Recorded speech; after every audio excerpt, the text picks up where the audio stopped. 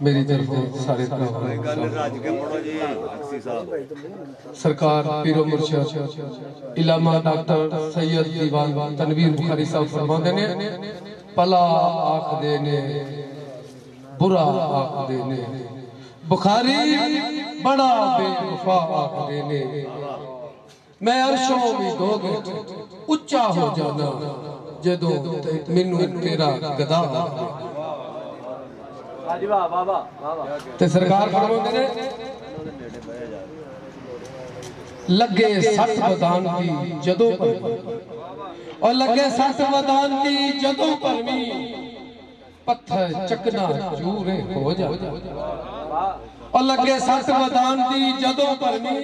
पत्थर चकना चूरे हो जाता ते बिन केरियां अथरू गिर जांदे और बिन केरियां अथरू गिर जांदे बंदा दुखों मजबूर हो जांदा ते कोई निक्की जी गल चा करे आ जाए कोई निक्की जी गल चा करे आ जाए और जदों कोई मगरूर हो जांदा ते भेत सामण दा आंदा है वल जिनू और भेत सामण दा आंदा है वल जिनू और बुकल विच मस्तूर हो जांदा और सिटा शोहरत दा की है सिटा शोहरत दा की है और चोर भी तां जग विच मशहूर हो जांदा खा खा के दिया मुका आटा और खा खा के दिया मुका आटा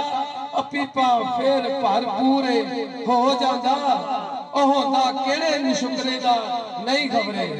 और मेरा गुजर जरूर हो जाता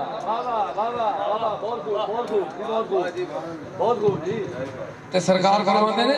ना साकी दा लैके पीण लगिया और ना साकी दा लैके पीण लगिया और पानी नाल सरूर हो जाता होंदी होश फुटड़ी जदों रुखसत पैदा आपे ही शऊर हो जाता और लिखन लगा जे नक्श नकूश हो दे और लिखन लगा जे नक्श नकूश हो दे और निराई नूर हो जाता और सेक सलिया जांदा नहीं अखियां तो